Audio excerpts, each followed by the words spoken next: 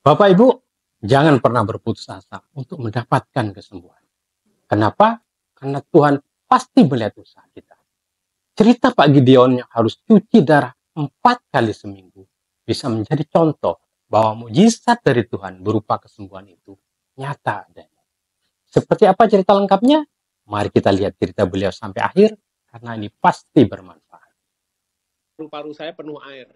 Dokter kira itu pneumonia, paru-paru basah. Dilubangi di dada, airnya nggak keluar. Akhirnya dilubangi di sebelah samping ini, tulang rusuk, baru keluar airnya. Tapi biasanya orang pneumonia itu setelah air keluar, itu beberapa saat akan habis.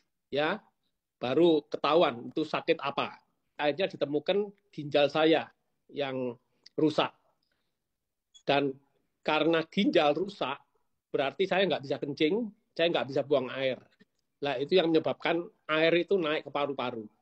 Berat badan saya turun sampai 41 kilo. Mungkin kalau Anda sudah melihat foto saya di banyak media ya, itu ada saya 41 kilo dan saya lumpuh total. Saya harus cuci darah, cuci plasma, dan di kemoterapi. Kemoterapi untuk leukemianya di darah, yang pasti cuci darah 4 kali 1 minggu.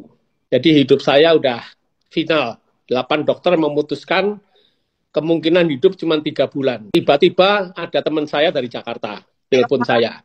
Dia nggak tahu kalau saya waktu itu sakit. Tapi dia nawarin saya, ini ada untuk stem cell.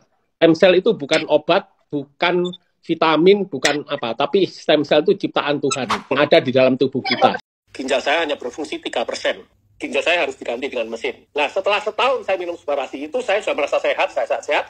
Saya baru minta sama dokter, saya minta cuci darahnya 3 kali seminggu. Dokter pertama nggak mau, karena itu riskan sekali, resikonya tinggi. Nggak ada ceritanya orang gagal ginjal cuci darah dari 4 bisa berkurang. Bahkan orang cuci darah sekali seminggu, tahu-tahu bisa naik 2 kali, 3 kali, 4 kali. Saya nggak mau transplant, saya mau cuci darah aja sampai saya mati.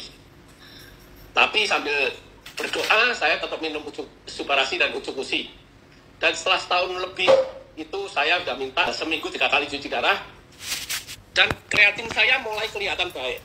Dari kreatin saya itu 13,7 atau mendekati 14, itu mulai turun setelah setahun minum Subarasi.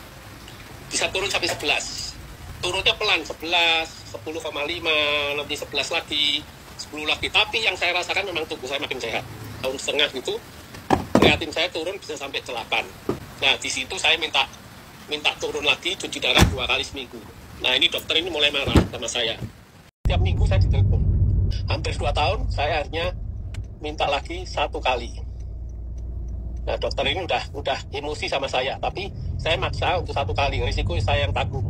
Ya, saya percaya kalau Tuhan punya kuasa, ya, mujizat itu masih ada. Akhirnya saya cuci darah sekali, sampai 2 tahun. 2 tahun, nah, tanda-tanda yang lain adalah kreatin saya makin lama makin turun. Makin lama makin turun. Dari 7, turun ke 6, ke 5, ke 4, ke 3. Itu saya makin semangat. Akhirnya 1 hari, biasanya nangani saya itu nurse pria, tapi ini ada dokter perempuan. Dia lihat saya, langsung bilang gini, kamu sebetulnya nggak perlu cuci darah lagi. Saya kaget, dia bilang gitu loh. Kenapa? Ya, saya lihat kamu sehat. Kamu sebaiknya pergi ke dokter lain. Tanya second opinion. Saya mencari kembali dokter awal saya. Saya ke dokter awal saya waktu itu sudah COVID. Saya nggak bisa ketemu dokter langsung, saya harus telepon. Gideon Ibrahim yang mana? Itu kan dulu dokter tangani. Waduh, maaf ya, saya kira kamu sudah mati. Sekarang saya cuci darah cuma sekali. Oh ya? Oke. Dia kirim surat ke saya, kemudian saya harus cek ke laboratorium, dites darah semua. Akhirnya kembali ke dia, hasil tesnya, dokter tuh bilang, bener, Gideon kamu sudah sembuh, kamu stop, nggak usah cuci darah. Waduh, di situ saya langsung kaget. Saya teriak gembira sekali. Ginjal saya stop cuci darah, walaupun saya masih kemo. Ya, saya kemo untuk leukemia saya itu 36 kali, kemudian saya plasma harus 16 kali. Ya, tapi setelah saya berhenti cuci darah, akhirnya kemo saya diperiksa, darah putih saya normal kembali, jadi saya bersih dari leukemia.